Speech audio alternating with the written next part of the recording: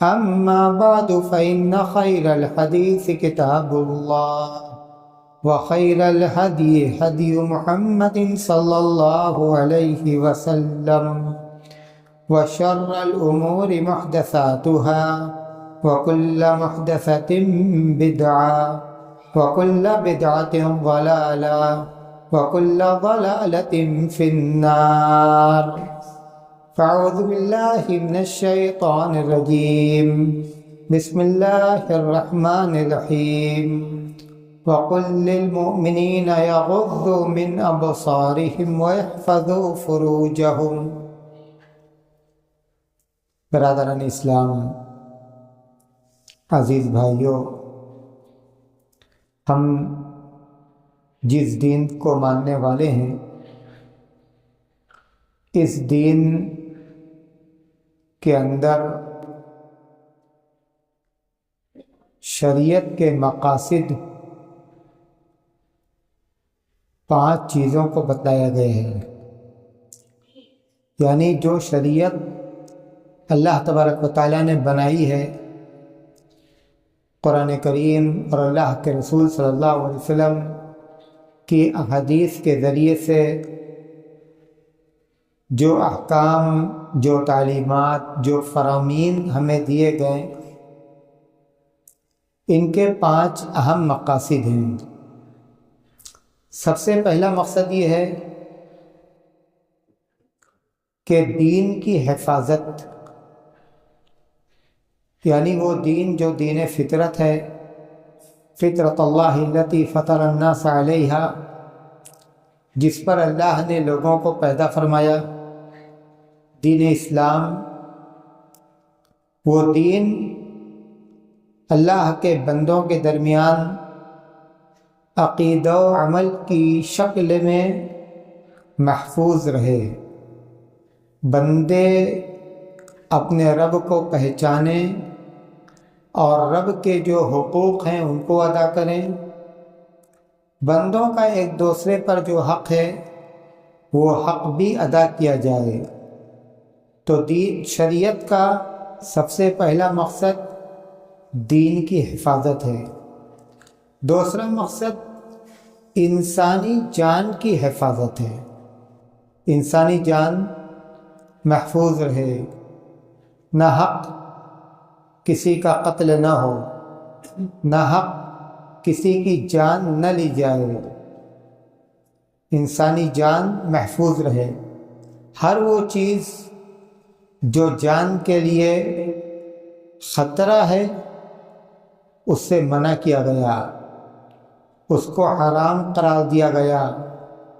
قرآن کریم میں اللہ نے فرمایا کہ تم لوگ اپنے آپ کو ہلاکت میں مت ڈالو، وَلَا تَقْتُلُوا أَنفُسَكُمْ۔ ایک دوسری آیت میں اللہ نے فرمایا وَلَا تَقْتُلُوا أَنفُسَكُمْ إِنَّ اللَّهَ كَانَ بِكُمْ رَحِيمًا۔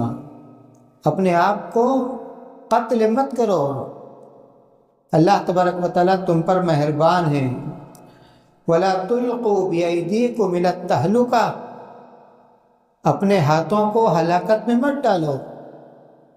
تو ہماری شریعت کے اندر انسانی جان کو محفوظ کر دیا گیا، ناحق کسی کی جان نہیں لی جا سکتی، کسی بھی شخص کی، کسی بھی انسان کی ناحق جان نہیں لی جا سکتی۔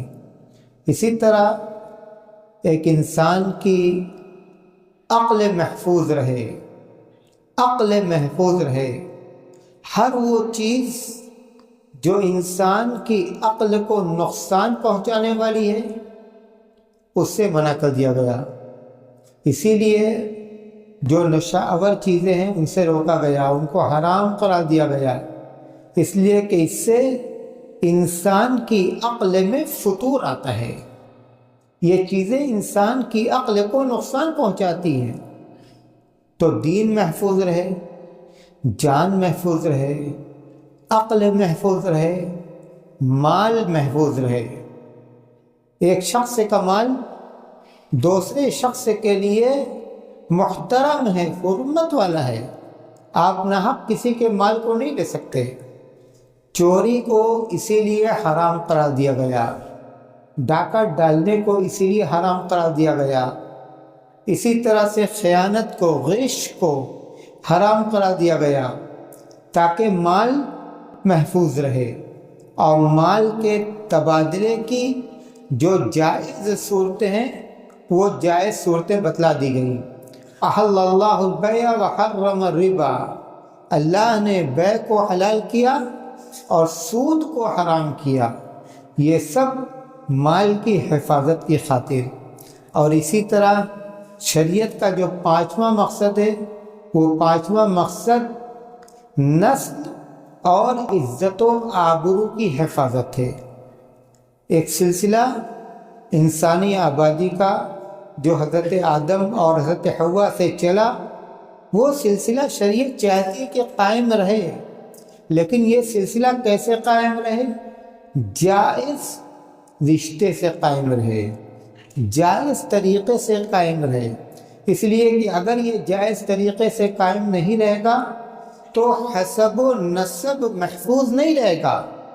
کون کس کا بیٹا ہے، کون کس کی بیٹی ہے، یہ معلوم ہونا چاہیے۔ ہمارے دین کے اندر حسب و نسب کی بہت اہمیت ہے، اس لیے کہ اسی حسب و نسب کی بنیاد پر رشتے قائم ہوتے ہیں۔ حلت و حرمت کا حکم، فلاں فلاں کے لیے محرم ہے، فلاں فلاں کے لیے محرم ہے، فلاں فلاں کے لیے محرم ہے، اگر صحیح رشتہ قائم نہیں رہے گا تو اس حکم پر عمل کیسے ہوگا؟ اسی حسب و نسب کی بنیاد پر وراثتیں بڑھتی ہیں، یہ ان کا بیٹا ہے، یہ ان کی بیٹی ہے، یہ ان کا شوہر ہے، یہ ان کی بیوی ہے۔ تو اسلام کے اندر دین محفوظ رہے، اسلام کے اندر جان محفوظ رہے، اسلام کے اندر مال محفوظ رہے، اسلام کے اندر عقل محفوظ رہے، اور اسلام کے اندر نسل محفوظ رہے۔ اور اس نسل کی حفاظت کی خاطر یہ ضروری ہے کہ انسان کی عصمت اور اس کی عزت و آبرو محفوظ رہے۔ ہمارے دین کے اندر عزت و آبرو کی حفاظت کو کتنی اہمیت دی گئی۔ آج کا جو مسلمان ہے، آج کا جو نوجوان ہے، وہ اس کی اہمیت سے غافل ہے۔ اللہ کے رسول صلی اللہ علیہ وسلم نے ایک حدیث کے اندر فرمایا، الحلال بین والحرام بین وبینہما امور مشتبہات لا يعلمها كثير من الناس فمن اتقى الشبهات فقد استبرأ لدینہ وعرضہ۔ حلال واضح ہے شریعت کے اندر کہ ہمارے لیے حلال کیا کیا ہے، اور حرام بھی واضح ہے کہ ہمارے لیے حرام کیا کیا ہے۔ حلال اور حرام کے درمیان کچھ چیزیں شبہ والی ہیں جن کے بارے میں صحیح حکم وہی لوگ جانتے ہیں، لا يعلم كثير من الناس، جن کے بارے میں صحیح حکم زیادہ تر لوگ نہیں جانتے۔ وہی لوگ جانتے ہیں جن کو شریعت کا علم ملا، کتاب و سنت کا علم ملا، وہ اس کے بارے میں صحیح حکم جانتے ہیں۔ اس کے بعد اللہ کے رسول فرماتے ہیں کہ اگر کوئی چیز تمہارے لیے شبہ والی بنے، تمہیں نہ معلوم ہو کہ یہ حلال ہے کہ حرام ہے، تو اس وقت تمہارا طریقہ یہ ہونا چاہیے کہ تم شبہ والی چیزوں سے اور شبہ والے کاموں سے بچو۔ کیوں؟ اس لیے کہ جب شبہ والے کاموں سے بچو گے، فمن اتقى الشبہات فقد استبرأ لدینہ وعرضہ، اس لیے کہ جب شبہ والے کاموں سے بچو گے تو شبہ والے کاموں سے بچنے کی وجہ سے تمہارا دین محفوظ رہے گا اور تمہاری عزت و آبرو محفوظ رہے گی۔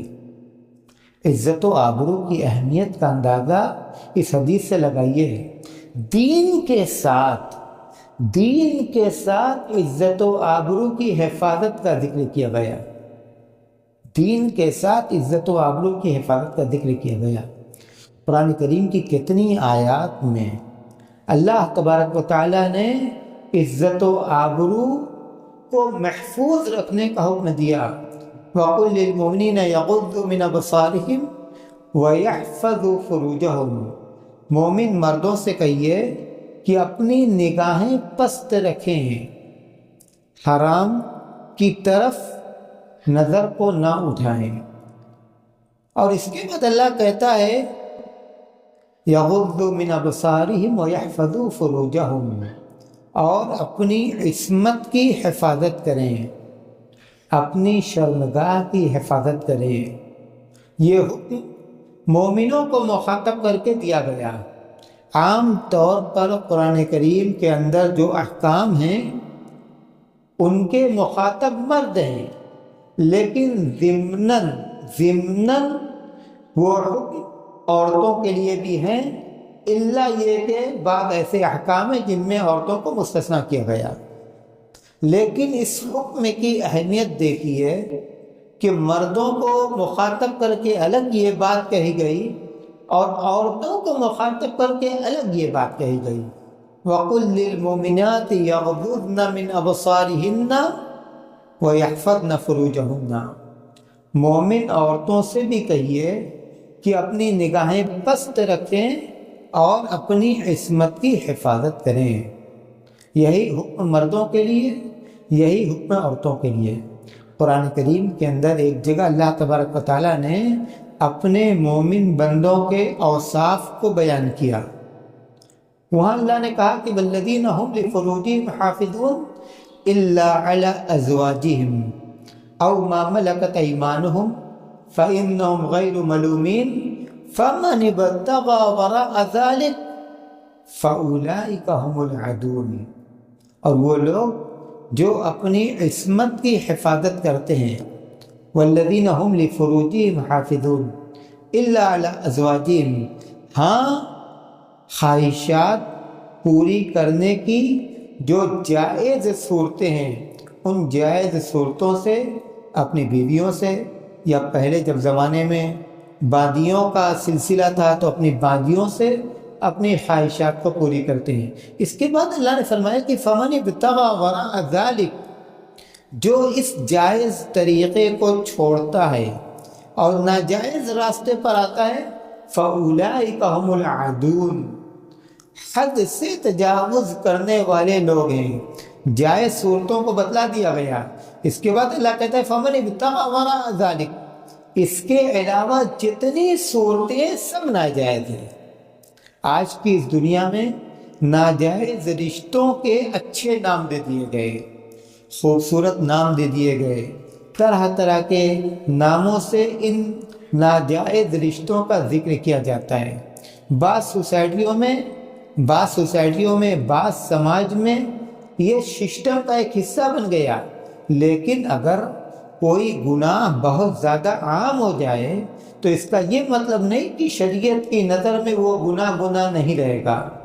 جو حلال ہے وہ حرام ہے قیامت تک کے لیے، جو حرام ہے وہ حرام ہے قیامت تک کے لیے، چاہے سماج، چاہے معاشرہ، چاہے دنیا ان کے ناموں کو بدل دے۔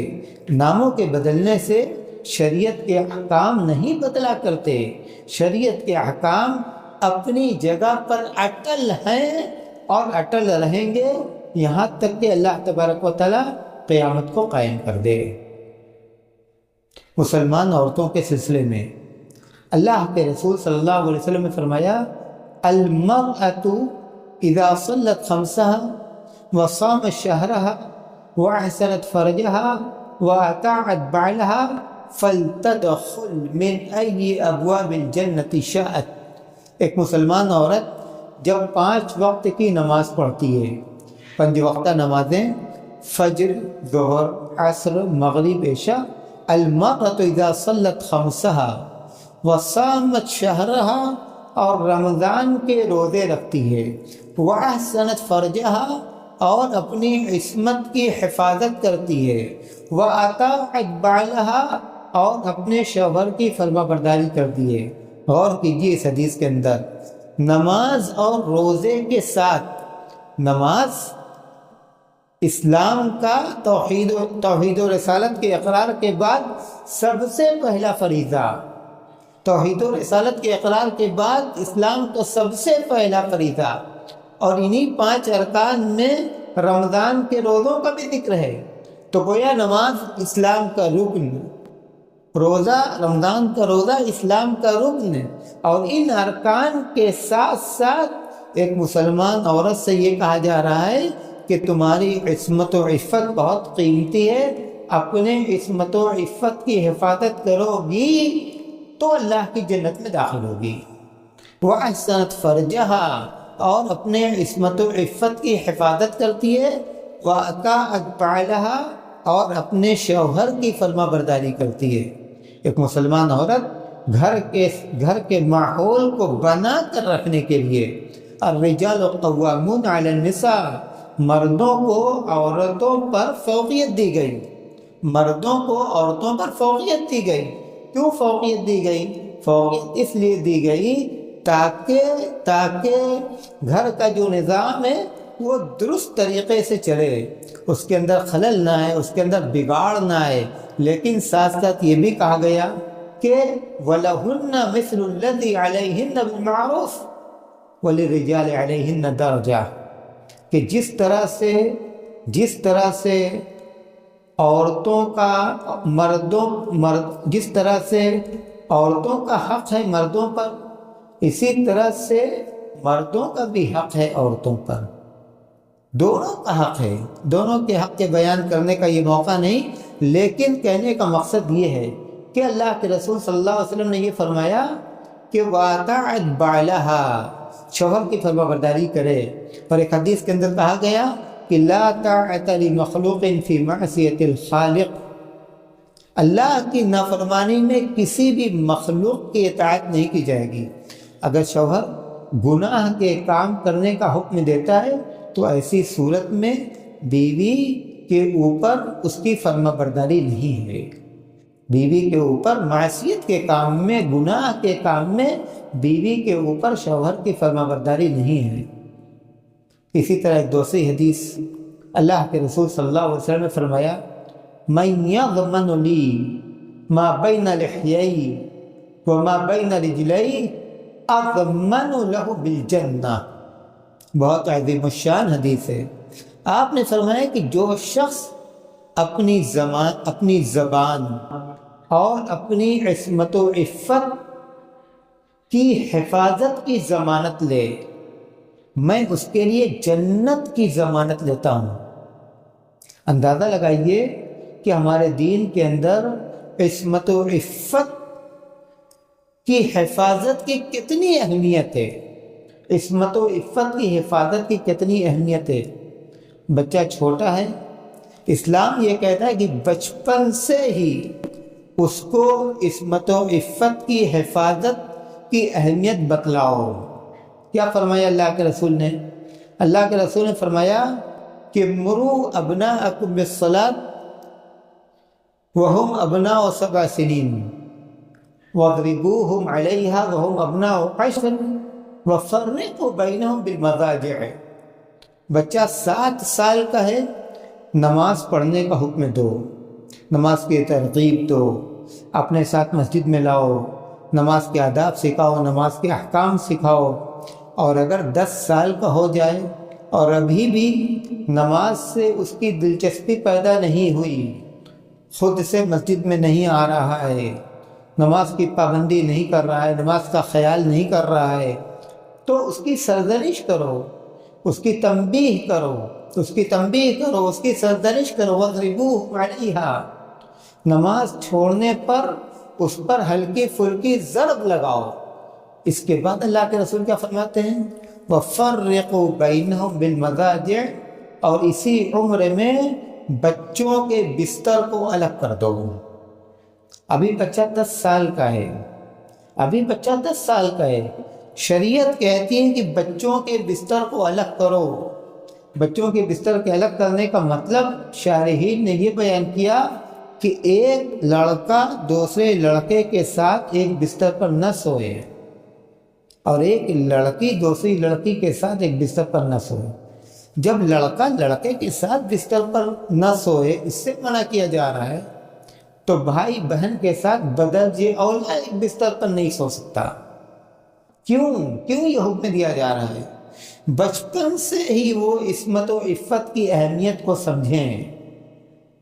بچپن سے ہی وہ عصمت و عفت کی اہمیت کو سمجھے. بچہ بڑا ہو گیا, بچہ بالغ ہو گیا, اب اس کے بعد کیا حکم دیا جا رہا ہے؟ یا معشر الشباب من استطاع منکم الباءة فلیتزوج فإنه أغض للبصر وأحسن للفرج ومن لم يستطع فعليه بالصوم فإنه له وجاء. اے نوجوانوں, تم میں سے جو شخص نکاح کی طاقت رکھتا ہو, جسمانی طاقت بھی اور اس بات کی طاقت بھی کہ اگر اس کا گھر بسایا جائے تو رہنے کی جگہ ہو, وہ اپنی بیوی کے رہن سہن کا, کھانے پینے کا انتظام کر سکے. من استطاع منکم الباءة فلیتزوج. تو ایسے شخص کو چاہیے کہ وہ نکاح کے رشتے سے بندھ جائے, نکاح کے رشتے سے جڑ جائے, نکاح کر لے. کیوں نکاح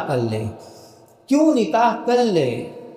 اس لیے کہ اللہ کے رسول نے فرمایا کہ اس سے تمہاری آنکھیں حرام چیزوں کی طرف نہیں اٹھیں گی. اغض للبصر, تمہاری نگاہ اس سے پست رہے گی, حرام کی طرف نہیں اٹھے گی, اور اس سے تمہاری عصمت بھی محفوظ رہے گی. برے خیالات, گندے خیالات تمہارے دماغ میں اور تمہارے دل میں نہیں آئیں گے. غلط راستے کو اختیار نہیں کرو گے, غلط لوگوں کی صحبت اختیار نہیں کرو گے, غلط جگہوں پر نہیں جاؤ گے اپنی ہوس کو بجھانے کے لیے. فَإِنَّهُ أَغَضُّ لِلْبَصَرِ وَأَحْسَنُ لِلْفَرْجِ. اور اس کے بعد اللہ کے رسول فرماتے ہیں وَمَن لَّمْ يَسْتَطِعْ فَعَلَيْهِ بِالصَّوْمِ فَإِنَّهُ لَهُ وِجَاءٌ. اور جو اس کی طاقت نہیں رکھتا, نکاح کی طاقت رکھتا ہے لیکن نکاح نہیں کر سکتا, مالی اعتبار سے وہ اس حیثیت کا نہیں ہے. جسمانی اعتبار سے تو نکاح کے لائق ہے, مالی اعتبار سے اس حیثیت کا نہیں ہے. اس کے پاس رہنے کی اور رکھنے کی جگہ نہیں, اس کے پاس بیوی کے خرچ کا انتظام نہیں. اب وہ کیا کرے؟ اللہ کے رسول فرماتے ہیں کہ روزہ رکھے, نفل روزہ رکھے, اس لیے کہ اس سے اس کی شہوت قابو میں رہے گی, شہوت قابو میں رہے گی. کس طرح سے غور کریں, کس طرح سے ہماری شریعت نے مسلمان مردوں اور مسلمان عورتوں کی عصمت و عفت کی حفاظت کا انتظام کیا. وہ تمام راستے جن راستوں سے, جن چیزوں سے, جن ذریعوں سے ایک مسلمان کی عزت و آبرو خطرے میں پڑتی ہے, ان تمام راستوں کو بند کر دیا گیا. ہمارے دین کے اندر, ہماری شریعت کے اندر ان تمام راستوں کو بند کر دیا گیا. اللہ کے رسول صلی اللہ علیہ وسلم کے زمانے میں عورتیں مسجد میں نماز ادا کرنے کے لیے آتی تھیں. اللہ کے رسول نے کیا فرمایا؟ اللہ کے رسول نے فرمایا علیکن بحافۃ الطریق او کما قال صلی اللہ علیہ وسلم. دیکھو تم لوگ مسجد میں آتی جاتی ہو تو مردوں کے درمیان سے چل کر مت آؤ, کنارے سے آؤ جاؤ.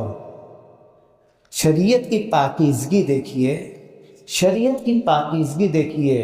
ٹھیک ہے, گھر سے نکلنا تمہاری ضرورت ہے, لیکن جہاں تک ممکن ہو اختلاط سے بچو, مردوں کے درمیان رہنے سہنے سے بچو, کنارے سے آؤ جاؤ. وَإِذَا سَأَلْتُمُوهُنَّ مَتَاعًا فَاسْأَلُوهُنَّ مِنْ وَرَاءِ الْحِجَابِ. وَإِذَا سَأَلْتُمُوهُنَّ مَتَاعًا. اللہ کے رسول صلی اللہ علیہ وسلم کی بیویاں امت کی مائیں تھیں, امت کی مائیں, عزت اور احترام کے اعتبار سے. اس کے باوجود صحابہ کرام سے یہ کہا جا رہا ہے کہ جب اپنی ان ماؤں کے پاس جاؤ, کسی ضرورت سے اپنی ان ماؤں کے پاس جاؤ, وَإِذَا سَأَلْتُمُوهُنَّ مَتَاعًا فَاسْأَلُوهُنَّ مِنْ وَرَاءِ الْحِجَابِ. ان سے بات کرو تو پردے سے بات کرو, ان سے بات کرو تو پردے سے بات کرو. یدنین علیہن من جلابیبہن ذالک ادنی ان یعرفن فلا یؤذین. اللہ کے رسول سے کہا گیا اپنی بیویوں سے اور مسلمان عورتوں سے کہہ دو یدنین علیہن من جلابیبہن، اپنا گھونگھٹ نیچے رکھیں، بے پردہ نہ ہوں، چہرہ چھپا کر رکھیں۔ نبی کی بیویاں اور مسلمان عورتیں پردہ کرنے کا حکم دیا جا رہا ہے، پردہ کرنے کا حکم دیا جا رہا ہے۔ وَقَرْنَ فِي بُيُوتِكُنَّ وَلَا تَبَرَّجْنَ تَبَرُّجَ الْجَاهِلِيَّةِ الْأُولَىٰ، امہات المومنین سے کہا جا رہا ہے کہ اپنے گھروں کے اندر ٹکی رہو، اپنے گھروں کے اندر رہو، بلا ضرورت گھر سے باہر مت جاؤ۔ وَلَا تَبَرَّجْنَ تَبَرُّجَ الْجَاهِلِيَّةِ الْأُولَىٰ، اور قدیم جاہلیت کی عورتوں کی طرح سے اپنے زیب و زینت کا اظہار مت کرو۔ شریعت کے احکام دیکھیے کس طرح سے عصمتوں کو محفوظ کیا گیا، کس طرح سے عصمتوں کو محفوظ کیا گیا۔ اسی طرح اللہ کے رسول صلی اللہ علیہ وسلم کی بیویوں سے کہا گیا کہ جب بات کرو تو معروف طریقے سے بات کرو، معروف طریقے سے بات کرو۔ ایسا نہ ہو کہ تمہاری گفتگو کے اندر نرمی ہو، تمہاری گفتگو کے اندر لوچ ہو، اور جس سے تم بات کر رہی ہو وہ تمہارے بارے میں بدگمانی میں مبتلا ہو جائے، بدگمانی میں مبتلا ہو جائے۔ جتنے راستے ہیں تہمت کے، سارے تہمت کے راستوں کو بھی بند کر دیا گیا۔ اللہ کے رسول صلی اللہ علیہ وسلم اعتکاف میں تھے، آپ کی ایک زوجہ محترمہ آپ سے ملنے کے لیے آئی۔ اللہ کے رسول صلی اللہ علیہ وسلم نے سوچا کہ رات کا اندھیرا ہے، لاؤ ان کو گھر تک چھوڑ دیں۔ نکلے تو دور انصاری صحابی لوگ جا رہے تھے، اللہ کے رسول کو دیکھ کر کے خاتون کے ساتھ تیز تیز جانے لگے۔ اللہ کے رسول نے منع روکا، آواز دکھا، رک جاؤ، یہ میری فلاں بیوی ہیں، یہ میری فلاں بیوی ہیں۔ کسی نے کچھ نہیں کہا تھا، کسی نے کچھ نہیں کہا تھا، لیکن اس بات کا اندیشہ کہ کہیں ایسا نہ ہو کہ کسی کے دل میں بدگمانی پیدا ہو جائے۔ وہ بدگمانی بھی پیدا نہیں ہونی چاہیے، اس کے راستوں کو بھی بند کیا گیا۔ ان لوگوں نے کہا اللہ کے رسول، آپ اللہ کے رسول ہیں، آپ کے بارے میں ہم اس طرح کا گمان کر سکتے ہیں؟ اللہ کے رسول نے فرمایا کہ شیطان انسان کے جسم میں خون کی جگہ پر یا خون کی طرح سے گردش کرتا ہے، تو کہیں تو کوئی بات دل کے اندر ڈال سکتا ہے۔ تو ہم اپنے دین کو دیکھیں، ہم اپنی شریعت کو دیکھیں۔ قرآن کریم اللہ نے فرمایا کہ وَلَا تَقْرَبُوا الزِّنَا، زنا کے قریب بھی مت جاؤ۔ یہ نہیں کہا گیا کہ زنا مت کرو، زنا کے قریب بھی مت جاؤ۔ کیا مطلب؟ مطلب یہ کہ جتنے راستے اس گناہ تک جاتے ہیں ان تمام راستوں سے بچو، ان تمام راستوں سے دور رہو۔ تو ہماری یہ ذمہ داری ہے کہ ہم اپنے بچوں کو، اپنی بچیوں کو عصمت و عفت کی ہمارے دین کے اندر جو اہمیت ہے وہ اہمیت بتلائیں۔ اور اللہ نہ کرے اگر کوئی کھٹکنے والی چیز ہمارے سامنے آئے تو ہم اس کو نظر انداز نہ کریں، پتہ کریں کہ معاملہ کیا ہے۔ یہ موبائل کا زمانہ ہے، بچے گھروں کے باہر رہتے ہیں، بچیاں بھی ضرورت سے گھروں کے باہر جاتی ہیں، بعض بچیاں اسکولوں میں پڑھتی ہیں، بعض بچیاں کالجوں میں پڑھتی ہیں، نامحرموں کے ساتھ ان کا ضرورت پڑنے پر ان کی گفتگو ہوتی ہے۔ تو ایسا نہ ہو کہ بات آگے بڑھ جائے۔ جو زمانہ ہے یہ فتنے کا زمانہ ہے، یہ فتنے کا زمانہ ہے۔ فتنے کے زمانے میں ہماری ذمہ داری بڑھ جاتی ہے، ہماری نگرانی کی ذمہ داری بڑھ جاتی ہے، تعلیم کی ذمہ داری، تربیت کی ذمہ داری، اور اس کے ساتھ ساتھ نگرانی کی ذمہ داری۔ اللہ کے رسول صلی اللہ علیہ وسلم نے فرمایا الا کلکم راع وکلکم مسئول عن رعیتہ، تم میں سے ہر شخص ذمہ دار ہے اور ہر شخص سے اس کے ماتحت کے بارے میں پوچھا جائے گا۔ جو لوگ ہمارے ماتحت ہیں، ہمارے بچے ہیں، ہماری بچیاں ہیں، ان سے ان کے بارے میں سوال ہم سے ہوگا کہ آپ نے تعلیم کی، تربیت کی، نگرانی کی جو ذمہ داری آپ کے ذمہ تھی، آپ نے اس ذمہ داری کو ادا کیا یا ادا نہیں کیا۔ تو ہمیں چاہیے کہ ہم اپنی اس ذمہ داری کی اہمیت کو سمجھیں۔ قرآن کریم میں اللہ نے فرمایا یا ایھا الذین آمنوا قوا انفسکم واہلیکم نارا، اے اہل ایمان اپنے آپ کو اور اپنے بال بچوں کو جہنم کی آگ سے بچاؤ۔ ہم بال بچوں کو جہنم کی آگ سے کیسے بچائیں گے؟ جب ہم ان کو دین بتلائیں گے، دین کی اہمیت بتلائیں گے، دین پر ثابت قدم رہنے کی ہم ان کو ترغیب دیں گے۔ اور اگر دین کے خلاف کوئی چیز ہماری نظر میں آئے تو ہم ان کو مناسب طریقے سے اس کام سے روکیں گے، تنبیہ کریں گے، پیار سے، شفقت سے، محبت سے۔ اور اگر بات آئے گی سختی کرنے کی تو ضرورت پڑنے پر مناسب طریقے سے اس شکل کو بھی اختیار کرنا پڑے گا۔ اللہ تبارک و تعالی ہماری اصلاح فرما دے، اللہ تبارک و تعالی ہمارے گھروں کی اصلاح فرما دے، اللہ تبارک و تعالی ہمارے گھروں کو ہر قسم کے شر سے اور ہر قسم کے فتنے سے محفوظ رکھے۔ مسلمان بچوں اور مسلمان بچیوں کی حفاظت فرما ہر شر سے اور ہر فتنے سے، اور جب تک زندہ رکھ اسلام پر چلنے والا بنا کر زندہ رکھ، جب موت آئے تو ایمان پر آئے۔ وآخر دعوانا ان الحمدللہ رب العالمین۔ السلام علیکم ورحمۃ اللہ وبرکاتہ۔